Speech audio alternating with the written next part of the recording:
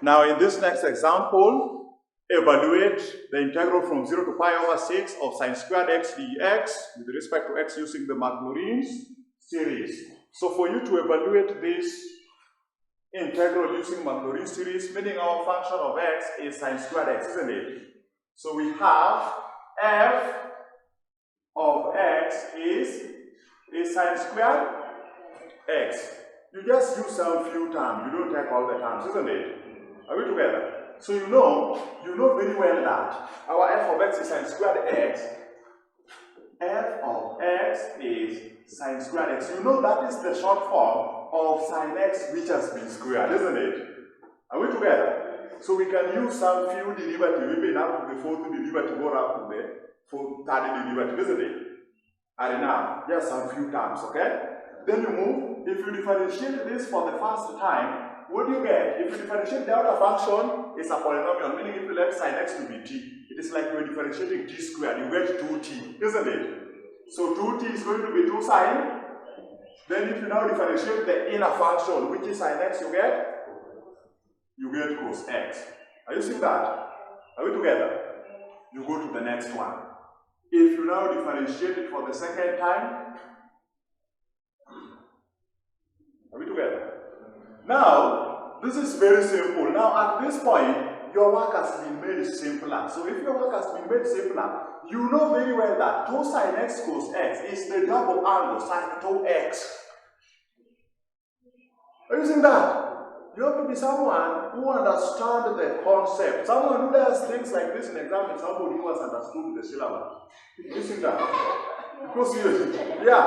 But somebody who has not understood the syllabus will come and say u is 2x and v is cos x. That is someone who has not understood the syllabus. But someone who has understood the syllabus will say 2 sine x cos x is sine 2x, isn't it? So if you differentiate sine 2x, you differentiate the outer function, you get cos 2x, isn't it? Then if you differentiate 2x, you get 2. That is someone who has understood the syllabus. Now you will come and say, because you have 2 sine x cos x, you say let 2 sine x be u and cos x be v. Then you say if u is 2 sine x, then if you differentiate u, what do you get? 2 is a constant. If you differentiate sine x, you get cos x, isn't it? So you are going to get 2 cos x, isn't it? Then you move, v here is cos x. Then if you differentiate cos x, you get negative sine x, isn't it? So uv, if you differentiate, it is uv. So if this is u prime, the other one is v prime, isn't it? So u prime times v, 2 cos x times cos x is 2 cos squared x. Then it is plus u times v prime, 2 sin x times negative sin x, it changes to minus 2 sin squared x. Are you seeing that? So if you factorize 2 outside, you remain with cos squared x minus sine squared x. What is cos squared x minus sine squared x? The cosine double angle. The cosine double angle, that is cos 2x. So you have 2 times cos 2x. It's exactly what we have here. Are you seeing that? So when you see trigonometry, that's why I was saying trigonometry is the future. I was not joking. I knew what I was saying. So you avoid wasting time with this kind of things. You just apply a simple concept. So you see I'm using both methods. So the first here I got, it is 2 cos x, which is the same as what? It's the same as, here you found it's the same as 2 cos squared x minus 2 sine squared x, meaning there's an individual getting this and there's an individual also getting this. But this individual is wasting a lot of time and making this thing to become more complicated, isn't it? Are we together? Good. So the next one, if you differentiate this for the third time, 2 is a constant. So if you differentiate cos, you get negative. Are we together? So remember we have 2 cos 2x, 2 is a constant. So you start, if you differentiate cos 2x, you get negative sine 2x. Remember 2x is t. If you differentiate cos t, you get negative sine t. Then you put your t back there, isn't it? Then now you differentiate t itself, which is 2x, you get 2. So negative times 2 times 2, you get negative 4 sine 2x. You get negative 4 sine 2. Move on, the next one. F for the derivative of x, negative 4 is a constant. If you differentiate sine 2x, You've already differentiated here sin 2x. When you differentiated, what did you get? 2 cos 2x. So it means the derivative of this is 2 cos 2x times negative 4, isn't it? Which is going to be negative 8 cos. Are you seeing this thing is circulating? It keeps on repeating itself. It's only the coefficient which adds up, isn't it? Then you move on. If you differentiate it for the 5th time, what do you have? If you differentiate cos 2x, you get negative 2 sin 2. See, that's what you are getting. Yeah. So negative 8 cos 2x, differentiated with 2 cos 2x, you get negative 4 sin 2x. So negative 8, it means you factor out negative 4, then times negative 4, meaning you are supposed to get 16 sin 2x. Some things are just to be seen, not to be done. So if you leave negative 8 outside here cos 2x, you get negative 2 sin 2x. So negative 2 times 8 is 16, isn't it? Good. Move to the next one. Maybe the 6th derivative of x is enough. But remember, when you are differentiating this, you are going to get tired even before you reach the 4th derivative, isn't it? Are you seeing that? Good. So if you now differentiate this, what do you get? If you differentiate sin 2x, you get cos 2x. Then if you differentiate 2x, you get 2, isn't it? So 2 times 16, 32 cos. 32 cos. 32 cos 2x. I think the 6 are enough, or we can 6 are enough, isn't it? 32 cos 2x. Let us add some 2. If you differentiate the 7th derivative of x is, if you differentiate cos 2x, you get 2 sin 2x, negative 2 sin 2x, isn't it? So you are going to get negative 64 sin 2x. Are we together? Good. So these are enough. Or we can use up to the 6th one. We don't need a lot of that function, isn't it? So you go to Maclaurin's function series. If you have f of x, you start from f of 0, isn't it? So can we get our f of zeros before we proceed? What is f of 0? Here we have f of x, this meaning when the 6 you put 0, isn't it? You are going to get sin 0, which is 0 squared. 0 squared is just, you move what is f prime of 0. Meaning where there is this x you put 0, you get f prime of 0, isn't it? You get f prime of 0. So it means sin 2 times 0 is 0. Sin 0 is 0. Then you move to the next one, f double prime of 0. Meaning where there is x, you put 0, you get f double prime of 0, isn't it? So it is 2 cos 0. Cos 0 is 1. So what do you remain with? To move on, f triple prime of 0. F triple prime is here. Where the x, when you put 0, you have what? Sin 0 is 0. So the whole of that goes to 0. Are we together? Then f fourth derivative of 0, this one. Where the x you put 0, isn't it? So 2 times 0 is 0. Cos 0 is 1. 1 times negative 8 you get negative 8, isn't it? Then you move to f fifth derivative of 0, this one. Where the x you put 0. 2 times 0 is 0. Sin 0 is 0. So it means the whole of this will go to. Are we together? Move to the next one. F sixth derivative of 0. That's why I was trying to get many of them, because I knew where there is I will always go to 0, isn't it? Yeah. So you see, after getting many of them, we ended up with only 3. Are you seeing that? F sixth derivative of 0. Cos 0 is 1. You remain with 32.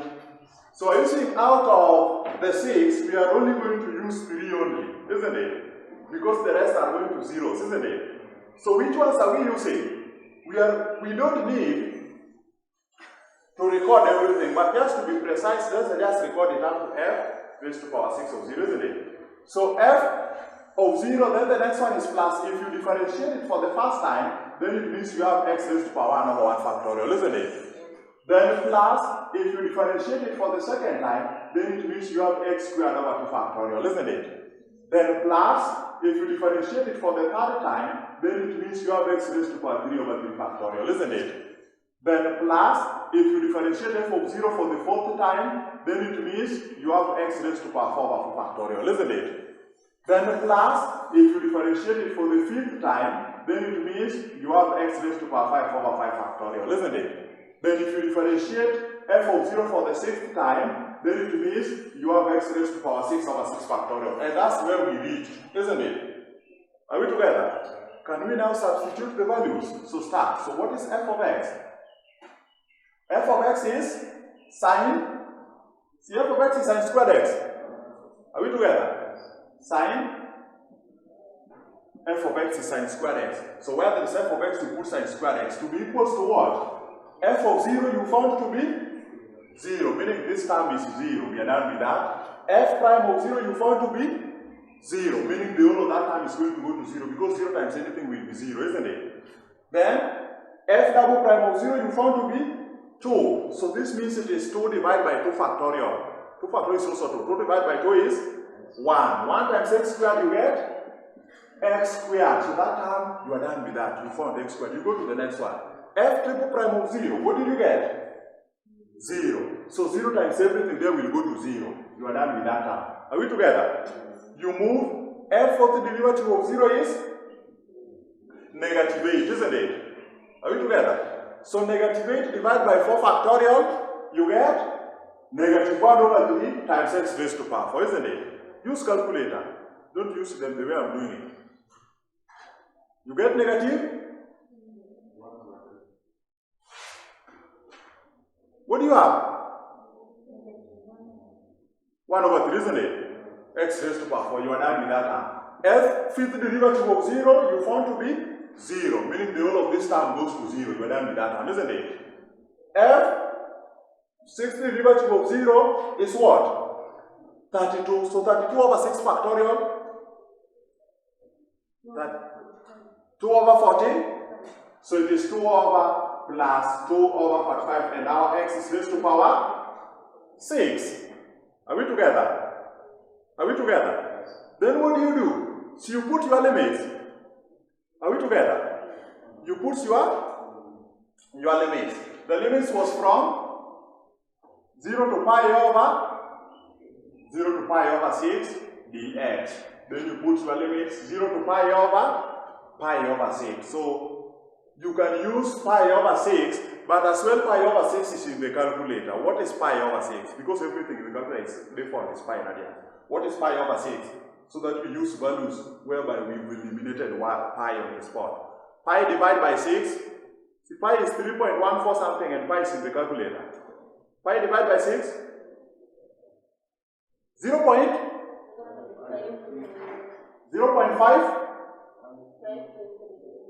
523. 52? So it is just 0.524, isn't it?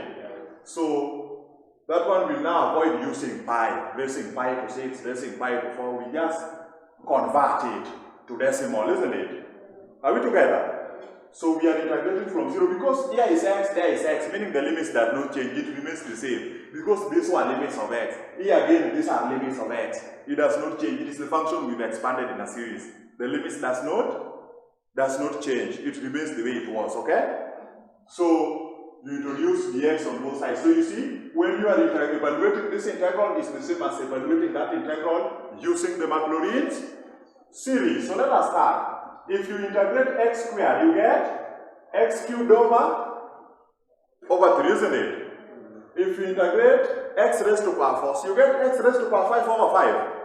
Then 5 times this 3, which is in the numerator, 15. So you are going to minus 5 raised to power 5 over 15. You are done with this term, isn't it? Are we together?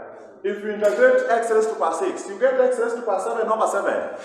So 7 times 45 in the numerator, you get what? In the numerator, we have 2x raised to power 7. Here we have 7 times 45, isn't it? Which is 315. Then you put your limits. Your limits is from 0 to 0.524. So the moment you are going to substitute the lower limit 0, everything is going to go to 0, isn't it? Meaning when you substitute the upper limit is when we have the answer. Go to the calculator and you say answer, you write 0.524 is equals to what? Then that becomes the answer. Then you say answer raised to power 3 divided by 3 minus answer raised to power 5 divided by 15 plus 2 answer raised to power 7 divided by 315. That is how to do it. What do you get? You found the answer to be 0.049. 045? 0454, isn't it? Then minus 0 for the lower limit, meaning that is what will remain with at the end, isn't it? So that is how to evaluate such kind of integral using the Maclaurin's, using the Maclaurin series. Are we together? That is how to evaluate such kind of integrals using Maclaurin's series.